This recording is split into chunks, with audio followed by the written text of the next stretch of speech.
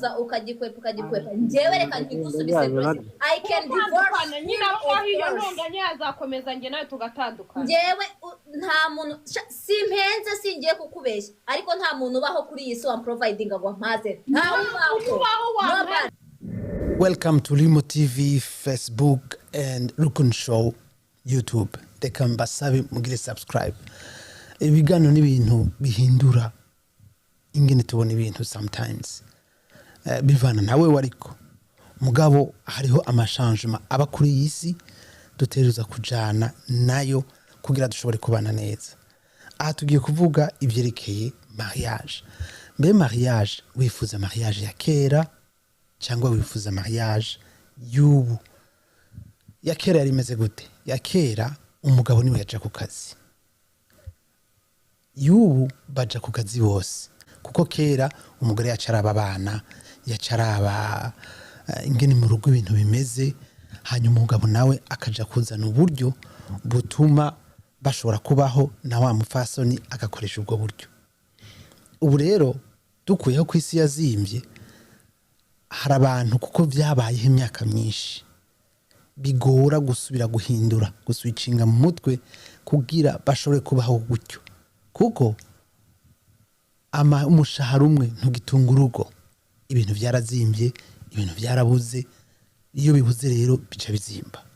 Hano muri kino kiganiro rero nza kubumvisha impari zariko ziraba hagati y'abantu biyumvira uko nakuriye. Ati mariage ya kera niyo nziza, ubu bati mariage y'ubu niyo nziza. Bose bakazana ibibi. Sinzi wenge nubibona, ariko je mbona uko ibintu bihinduka tuba dukwiye kwiyadapta, kuko bitagenze gutyo ngo mwumve ibintu kumwe nukuri murasambura. Nico gituma rero abantu basambura, ntibumva ibintu kumwe. Je personnellement ndumufana wa mariage y'ubu. Muti kubera iki? Kera umugore yaguma muhira, kera umugore ntiyamenya n'ivyo umugabo akora. Hari naho umugabo asandahavye umugore yacija kwitapi, gushika naho batangura no kwigurisha, kuko batuze gutunga abana. Muga kubera atigishijwe gukora ibikorwa vyo hanze bindi, bivana rero n'umugabo, kuko hari mariage zimeze gutyo, mugabo umugore azi ivyo umugabo akora. Muga naho rifo kwaja kukaza kabiraba caka bimubwira. Muga kenshi pourcentage ninya nuko umugore kenshi atabazi neza ibintu byose aho biri. Iyo rero bishitse umuntu akicako rimwe agapfa, umugore ntamenya ibintu iyo biri, asigara mu bibazo ntangere. Ariko yaba yarashoboye guparticipa mu by'umugabo yarimwo, byari kugenda neza. Icya kabiri, bashobora kuvana. Nubwo bavana badafise abana nta kibazo, mugabo bafise abana ni kibazo. Kubera iki?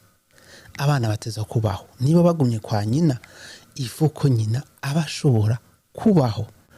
Uwo mugore atabayeho neza n'abana ntibabaho neza. Bivuga ko niba atigishijwe gukora, adashobora gukora ngo ashobore kwiba ko naho umugabo yabamuha amahera uko biri kose, ategerezwa kurera abana.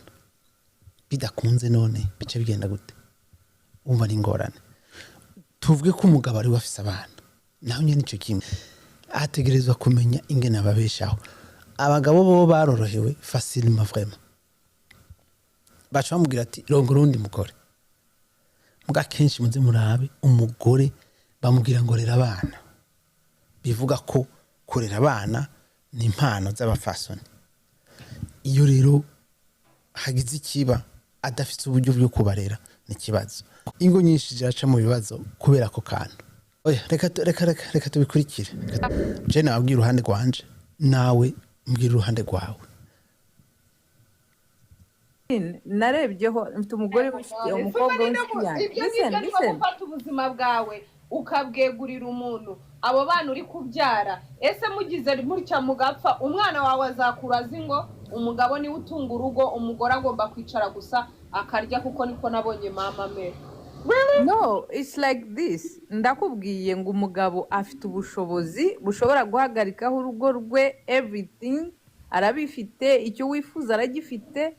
Can you divorce him because you're not working? nta muntu ushobora guhaza niba namudivorusa niba ari icyo byaturukaho gusa icyo kintu cyaturuka ko njye nawe twabana nabi nta muntu ubaho wanyicaza mu rugo ngo ubuzima bwanjye ngo bugendere uko abyifuza never njyewe ntakubeshye urumva reka nkubwire Grace reka tureke ibyo niyo waba umpa miliyoni y'idolari ngo mbe ngira akantu kanjye ubwanjye kinjize idolari njye reka nkubwire Grace kinjize idolari rimwe ariko sinshaka kudipendinga ku muntu utazabaho forever njyewe reka nkubwire Grace hari ikibazo twatongana wazabyanga ibi tugakomeza tukabana nabi nkageraho nkagenda Eva hari ikibazo yakomeje kukubaza ukagikwepa njyewe reka nkigusubize Grace I can divorce nyina aho iyo ntonganya yazakomeza njye nawe tugatandukana njyewe nta muntu simpenze singiye kukubeshya ariko nta muntu ubaho kuri iyi si wa providing ngo ntaze Nubage sinshaka mu rugo ngo mbwire umugabo ngo nshaka gusuka ambwire ngo uzasuka ku cyumweru ukwezi kwa mbere kwa kabiri paka 12 inzara nsaba umugabo umunyu nsaba umugabo isukari nsaba umugabo erega n'uyu uri kuvuga ngo hari igihe ngo umugabo ashobora kuba afite ngo urugo ngo ubushobozi bwahagarika urugo nta muntu niyo yaba n'abantu bemeza yuko uwo mugabo ashobora kuba abufite sometimes amarangamutima yawe nawe aba ari gupfa ushobora kumbaza ngo gute urumva niba ibaza umugabo ngaguhaye imodoka ibaza umugabo ngaguhaye imodoka ukora umugabo aguhaye imodoka ntukora mumbwire ukuntu munyweye sana ariko se ahubwo reka ibyo ngibyo byo kuvuga ngo umugabo aguhaye imodoka ntukora nimba wowe wicaye mu rugo ufite amaboko n'amaguru umwaka 2 5 12 nta kintu na kimwe winjiza mu rugo urumva uraho ngaho ni hahandi uzatangira kugira complexe ku buryo wumva ko nta n'igitekerezo ugomba gutanga kubera ko ntacyo umaze nta gitekerezo umaze urarya uranywa No, actually, can I say something? Reka ngira icyo mvuga ku magambo ya Evan Kiki. Some like kamvuge ngo muri ibi bihe we are complicating issues like turazanaho issues zo numva on my side of which abakobwa turazirayizinze of which that is okay yuko n'abasore b'iki gihe ntago benda gukora we have found ourselves doing the men's responsibilities urumva ugasanga umugabo wataye inshingano ze abagabo benshi bataye inshingano zabo bituma abakobwa binjira mu mirimo itari iyabo basitseyo baba locked in it icyo natangiye mvuga jewe mfite one of my friend afite umugabo wamushatse w'umukire cyane afite amafaranga yajyaga agenda akamukorera shopping bakagura ibiryo bagashyira mu store bakagura everything then buri weekend yajyaga amujyana out umugore ari mu rugo rwe ari ntacyo abuze ari ntaki ureba yifitiye amahoro ye but to me kuri side yanjye nkareba rwose ari neza afite imodoka ye aho ashatse kujya ajya and icyo nenda what I want to cleanse is whatever said that ngo kuba anguriye iyo modoka ndashobora kuyifyuwaringa ikimenyesheje abayikuguriye abashobora no gusobora gusustaining iyo modoka akakugurira amavuta get it really yes of course if he can buy it that means he can mubaze ngo abaye ibyo bintu abishoboye byose wowe ibyo wifuza akakubwira ati how much do you want per month ariko ngewe sindumva ntifuza ko ujya ku kazi that was my question from the kuko icyo nifuza akaguha reason let me finish akaguha reason ati ngiye ndifuza ko abana banjye barirwa na mama wabo full time ikintu wifuza cyose nzakiguha niba ari amafaranga I will give you but I want you here take care of my kids sinakuburira gusavinga ibyo usave aronke aho nkorera aronke icyo nkora mu rugo nahakorera wakorera iki mu rugo what can you do wakora iki habaho business za online wanabikora nabyo icy'ingenzi listen icy'ingenzi si business amafaranga ya mbere. Okay, nakumvisha noneho I will never depend on somebody my whole life. I will never settle. Okay, Eva, what I've seen ntabwo wenda kuba full committed to someone. Umugabo yanjye yaba ari Dangote. Tureke noneho ibintu biri aho ngaho. I will never. If you can say that, ikimenyesha ngo ntabwo waba fully committed to your marriage. If I don't have money, I just want to call my husband, hey, can I get 20K? What the hell? Really? Women? Really? You want to be like that? You want to live like that your whole life? Reka nkubwire uyu Grace ari kuvuga ngo ntabwo waba full committed kuri mariage yawe. Ese reka nkubaze. Mariage yawe iri bugende igafata wowe totally njye navuga ni nko kukwica kubera ko ubayeho umuntu agukontrola for everything. Kiki kukubwira korera abana bawe ni ukukwica. No, okay. Let me ask you something. Reka mbaze Kiki, let me ask you something. Kuba warashatswe uri mu rugo rwawe ureza abana bawe bava ku ishuri bakagusanga mu rugo, when you are preparing breakfast for them in the morning, utabyuka ngo ubasigire umukozi, do you see ubukireba nka hari kibi on your side? How do you see it? Ni kibi? Reka nkubwire ntushake ngo ngusubize nyine muri iyo sansu mbajejemo. Reka mbanze nsobanura ikintu ngiye gusubiza. Urumva? Niba ushobora ibyo nabyo nakazi ariko nanone ugomba kuvanga nakandi kazi kari financially. Wifata ngo wicare mu rugo utekereze ko ngiye nzicara mu rugo ngo nicare mu rugo nkore umurimo wo kugaburira abana gusa mbohereze ku ishuri baze mbakarabye ngo numve ngo ibyo birahagije mu buzima. Byanga byakunda mfite ibindi bintu byanjye runaka nanjye nzakenera. Urumva? Kandi guhora nsaba buri kimwe cyose nanjye bitazigera na rimwe binyura ugasanga ni gupfa amaranga muti. My question was, if your man refuses you to do that, what can you do? Can you divorce him? Yes, to the period. I can. My Jesus Christ. Listen me, I can love my husband, I can take care of my kids, I can still be and I want to be successful at the same time. Bro, this is my life. So what's the purpose of marriage? The purpose of marriage, I married you, you're my partner. I'm not your prisoner. So do you think taking care of the kids is part of being...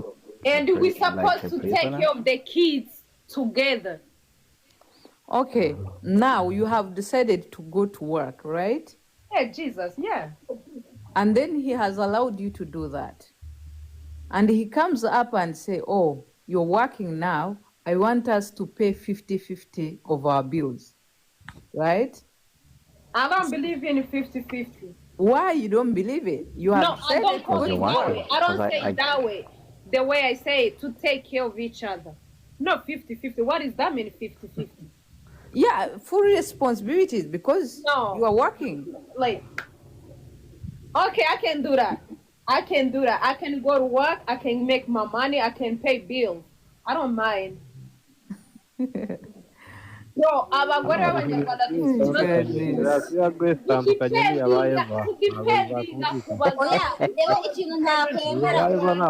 barimo Grace witurize rwose abana generasiyo y'ubu vuba barakugora baragutera stress usanga umugabo wawe utangiye kumufata mu mashati wari wimereye neza rekana n'aba bana bato akanakanyanga kari hano. Oya ikintu ntemera urumva buriya ahubwo ngewe ukuntu nakwemera kubana n'uwo mugabo kugira ngo rero niba ushaka ko mba mpari wenda ndagabanya amasaha yo gukora icyo ngicyo cyo ndacyemera cyane ndagabanya amasaha yo gukora kugira ngo ngire umwe ariko si witegereza ngo ngewe tuvuge amaherena ndayakeneye ariko kujya kubwira umugabo ngo ngurira amaherena kujya kubwira umugabo ngo you know what ngo nkeneye foundation ngo you know what ngo nkeneye ndumva ibintu barabajije mutarimo ko byumva pe wa mugabo we urumva pe ntabyo mwumvisha Eva reka nsubiremo statement turumva kuba umuntu adashaka kuguma mu rugo ko umuntu adashaka kumva ko umugabo amubuza gukora ntago ari ukutumva wowe icyo wita akazi ni ukubyuka mu rugo ukagenda njyewe nkwemerera kukubwira ngo niba ari amafaranga ujye gukora ese Eva umugabo wawe ukiri hano mu Rwanda warakoraga aya nareka ntibizi oya mubazi Eva uramutse mu Rwanda ntago nakoraga impamvu ntakoraga ntago ari uko umugabo wanjye yigeze ambuza kudakora ntago yigeze ambuza kudakora kandi nyuma naje gukora YouTube kandi bura ntago nakoze YouTube kuko ambwiye ngo kora YouTube namuhaye igitekerezo aracyumva mu buzima n'umugabo ugukunda nta mugabo uzagushyira mu rugo ngo amutunge gutyo umugabo ugukunda umugabo ugukunda ashimishwa no kubona hari icyo wagezeho wowe ubwawe n'intoki zawe no hari umugabo like there are some men who think oh ntago nshaka umugore wanjye abone I'm working for my family, for my kids, for my wife. kugira ngo bagutereka aho ngaho bagufata uko bibaze sengeze hari igihe bagukunda cyane adashaka kuruharira yes ariko erega gukora ntabwo ari umuruho ninde wababwiye ko gukora ari umuruho gukora si umuruho ese ngo erega hari amasoko ya online ushobora gukorera kuri telefone gukora si umuruho nta n'ahandi ibintu by'umuruho bihuriye Eva bye bye I've had a good time with you. Thank you for. Thank you. Grace blessed. Urakoze cyane ni wowe wakoze ubwenge bwinshi hano Grace tuzagutora ni wowe muntu dusigaranye ubu ngubu nibura at least wumva ushobora kumva agahinda k'abagabo at least. Ese mureke mbabaze muzika abagabo bapfa. none se we garanti ufite yo kuzahaguma niyi this gender umugabo nantegeka ibyo bintu nkabyanga ntago azazana undi mugabo wa fotokopi yanjye bye mami God bless you ntago hazaza undi mugore utumva ibintu nk'inkanjye uwo mugore naza azarera abana banjye uburyo butandukanye nk'uko nabareze hanyuma njyewe ningenda abana banjye kuzabazana n'undi mugabo nawe akabarira uko atatse ngiki cyo navugaga rero thank you wowe twageze ahantu hamwe thank you noneho narangiza no mu mafaranga yanjye naguhaye mukajya kwangiza abana banjye baba we oya ahubwo vuga ngo hari igihe uzagenda haba harimo abana b'abakobwa wa mugabo uzaza muri ba bana bawe mwatapinze mukaduha n'amagifti urumva sheri wanjye umugabo uzaza muri ba bana bawe akaza atazamenyereza akaza none akunda umugore ukora noneho akaza kohereza umugore wawe gukora abana baramumenyeye kumubona 24/7 nawe ngo ntabwo kubuza umugore akazi ntabwo mbishyigikiye ni ukuri kw'Imana mbabwiza Eva we karameshu ndagusuhuje ndakwikirije n'abandi bose barahanda bashuhuje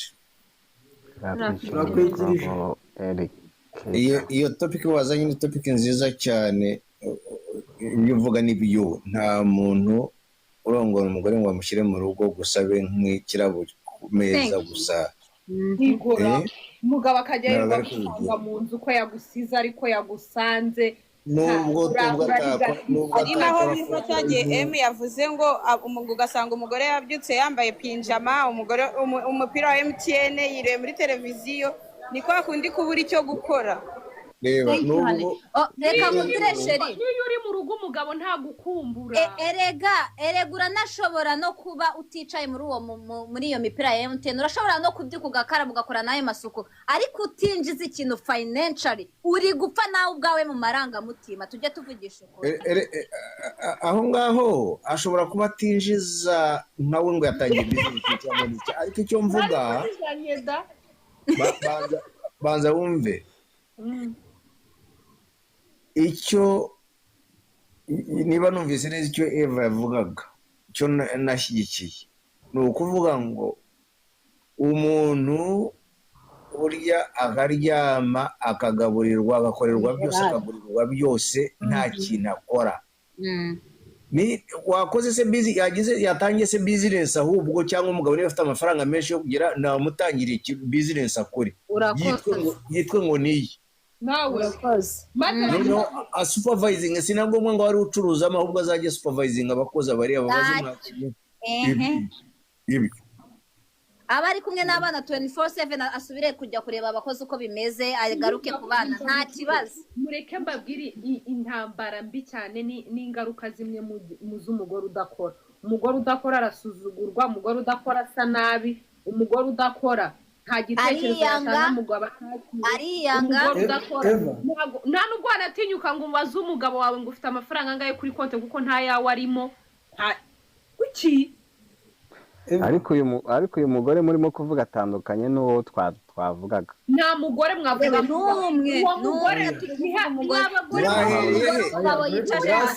mureke nkubwire ntureba mwe bagabo mubaho muri hano nta n'ubushobozi mufite bwo gutunga abagore muri ubwo buryo reka twongere dusubiremo ibyo byo ntabwo habyumva nabivuga umva mbabwire abagore turi ibiremwa bibi bitangaje bifite n'ukuntu tutanyurwa ntabwo ushobora kunyicaza ahubwo yaba uruvuze cyaha n'ibyo nashakaga kumva urakoze urivuga kare ntabwo njye niremye niko twisanze uyu mwana avugisha ukuri ariko wa mwana si we waririmbye indirimbo nziza iba kuri ndakwingiza akaririmbo kashimishije waririmbye nakarebye nakumva ndongera nakareba inshuro ya thank you papa abagore turemye ukuntu gutandukanye n'abagabo kandi mwabantu mwe ntimukifuza ibintu mutakwishimira abashiki banyu ibaze ufite mushiki wanyu w'uruvaza aho ngaho mu rugo birirwa basuzugura utagira mushiki wanjye ariko wirirwa mu bikanzu bikurana uko wirirwa mu rugo ni kubona umukozi yogeje amasahane nabi ni kubona ibintu byose niko wirirwa mu nduru niko mana yanjye we urabona kera byarakorwaga ibyo ngibyo ariko icyo gihe cyarashize kera abamikazi nuko babagaho kera n'abami ntago bakoraga usibye guhora kuko bagiraga n'ababagira bate musoma bibiliya mureba abamikazi ukuntu babagaho abasoma bibiliya urabibona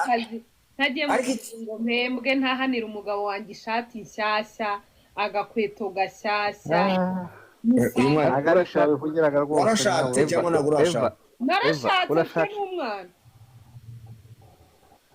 Eva urashaka kujya ku kazi k'ibihumbi 10 ndi buguhe ibihumbi ariko ariko uzi kuri butane bya 2 ari ibyanjye ndakugenera umushahara uzi kukugenera umushahara nkaguhemba ku byinshuro akugeneye uwo mushahara wahembwaga wakazi kugenera niyo waba uri Dangote GBTV Ose kuki ushaka indi mugabo kandi abandi bagabo n'abagore bo hanze cyane gerashaka kubaza nguyu GB kuki ushaka umugore ko adakora ni kubera iki no kufuha kugira ngo yite ku rugo uwo uri hehe ngereka nsubiremo statement yanjye byose nabasha kubiproviding yes ugafite business n'ubuzima bwanjye ariko Eva ibaze kwicara uri kujya ubwira umugabo ngo ndashaka ngo wenda ngo sense ibyo bintu uri kubyumva sinzi niba umva Giselle njyewe mfite I'm well off mfite amafaranga ahagije noneho nkavuga inti at least nashatse umudamu ndifuza at least uyu mudamu kundere Jenny baza yuko uyu mugore avuga ko ashaka gukora nibaze yuko umugabo atwara urugo rwiwe neza yumviriza parce que uko ndavyumva nuko basa nuko begzija nk'umuntu amabara abo bagabo baravuga ati umugore nzoguha amare yose ushaka mugagume mu nzu alors je t'exige yuko guma mu nzu urere abana oui si bibi mugabo bavyumvikanye umugore akabitahura umugabo akavyumva birakushoboka kuko ibintu byose ni gutahurana mugabo umugore avuze ati no je nshaka gukora naho nyine ukamugumiza muhira ku nguvu ni kibazo parce que mental health mu mutwe wiwe ntihamera neza kuko nariko arakora ibyo ashaka kuko buriya turinda dupfa tugwana na liberté n'umugwayi barambwira ati ntuzutambuke aratambuka tu akatembagara umwana uramubwira ati ntukore iki aragikora c'est-à-dire freedom of doing what you want ni ikintu gikomeye rero ibyo uri umugabo urabimufasha none iyo umugore agumye muhira akaba atanezerewe abo bana bazoronka indero nziza oya ifu ko bameze neza turavye no mariage za kera mariage za kera nivyo umugore yagoma muhira bavyumvikanye ni sawa ntibarina no kuvyumvikana ko abagore nibaje kwishuri nibiga system yari ihari yuko ibagumiza muhira no kuvuga byari byarabaye normal ingo zararama nubwo umugore yo bababaye yavuga ati niko zubakwa bakaguma mu rugo bakabana amahoro umugabo yararyoherwa ko ibintu byose biri sous son contrôle kuko ibintu byose niwe decide kuko niwe azana amahera ni hahandi bavuga ati umugabo niwe chef w'urugo w'ikinuno munsi abagore bari kubagwana n'abagabo émancipation de la femme liberté de la femme c'est-à-dire c'est par rapport yuko bari barafashwe kuva kera ikiza kiri muri ivyo rero byo kuguma mu rugo mu gihe mwabyumvikanye abana baca babaho neza kuko bafite umuvyeyi iruhande yiwe mugabo abashakashatsi barerekanye yuko n'umuvyeyi w'umugabo arakenewe mu bana ababere modere bayage bazoyaga ryari ko ashobora kuza yarusha cyangwa yaza mu ijoro cyakamara amezi 3 imyaka ahantu ariko arondera amafaranga niho rero dusanzwe ko turakora abantu bafite ibikomere twubaka abantu bafite ibikomere kubyerekeye abantu badesida yuko bakora baba famille moderne naho nyene c'est pas facile kuko mwese murasohoka ariko muzana amahera mwese ico ni ciza abana barabona ko mukora mwese ico ni ciza iyo mubabonye mwatashe mwese mubabonera hamwe muyaga mwese hamwe nukuvuga ko si umumama wenyine yitaho abana ariko ivyo bisaba ko umugabo n'umugore bumvikana gusumba aho umugore yo bari mu nzu nukuri jewe nshigikiye mariage y'ubu sinzi wewe watubwira niko mbibona murakoze cyane nawe utaha